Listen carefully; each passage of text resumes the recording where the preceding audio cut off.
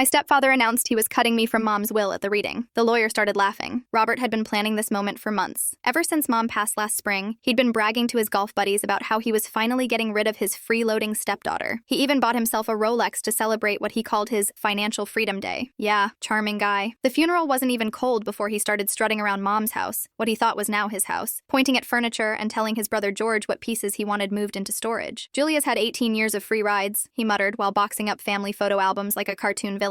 Time she learned how the real world works. So here I was, sitting in a tiny law office above Angelo's Pizza on Main Street. Whole place smelled like pepperoni and sadness. Robert walked in dressed like he was going to a country club dinner. George was with him, both of them practically vibrating with smug energy. "Julia, I hope you brought tissues," Robert smirked, adjusting his cufflinks. "This is gonna hurt. Your mom finally saw you for what you really are, an ungrateful little leech." I didn't say anything, just picked at my chipped nail polish and waited. Mr. Park, the lawyer, showed up 20 minutes late, wearing a coffee-stained cardigan and looking like he'd rather be anywhere else. Before he could even sit, Robert launched into his speech. "Let's cut to the chase. I'm Catherine's husband of 12 years, so obviously everything goes to me. And I want it officially stated, I'm cutting Julia out. Not a dime, not a lamp, nothing." George nodded like he was at a mob meeting. "Smart move. Kids today don't appreciate anything." Mr. Park blinked behind his glasses. "I'm sorry, sir. What will are you referring to exactly?" Robert's smug expression twitched. "My wife's will. The one leaving me her house, her savings, her life insurance. Don't play games, old man." Mr. Park calmly set down his briefcase and looked at Robert like he'd just asked where the sun goes at night. "Mr. Richardson, there is no will." Robert blinked. "What do you mean there's no will?" Mr. Park opened his briefcase and pulled out a single sheet of paper. "I called this meeting to explain state intestacy laws. Since your wife didn't leave a will, her assets are distributed according to next of kin statutes." Robert straightened up. "Right. So as her husband, actually," Mr. Park cut in gently, turning to me with a warm smile, "since Julia was legally adopted by your wife 15 years ago, she is the primary heir. The house, bank accounts, life insurance, all legally go to her." Silence. Complete, painful silence. You could hear Angelo flipping a pizza crust downstairs. Robert opened and closed his mouth like a dying fish. "But I'm her husband." "Yes," Mr. Park said kindly. "And in some states, spouses do have inheritance rights. But Catherine adopted Julia long before your marriage, making Julia her legal child. And you, as a step-parent with no legal adoption or blood relation, have no automatic inheritance rights." George grabbed Robert's arm. "This can't be legal." Mr. Park smiled cheerfully. "Oh, it absolutely is. Happens more often than you think. People assume marriage means inheritance, but legally, blood and adoption come first." Robert looked like he was going to pass out. "The house? Julia's. The savings? Also Julia's," Mr. Park confirmed, casually sipping from a chipped mug like he wasn't detonating Robert's reality. I finally spoke up, voice soft. "So, when do I get the keys?" Robert exploded out of his chair and stormed out. George trailed behind him, muttering about suing the state and flipping off a mailbox on the way down the stairs. Through the office window, I saw Robert kick a trash can so hard it toppled over. He screamed at the sky like a man who just realized karma reads fine print. Mr. Park handed me a card. "Call me Monday. We'll start the paperwork." Mom always said karma had perfect timing. She was right.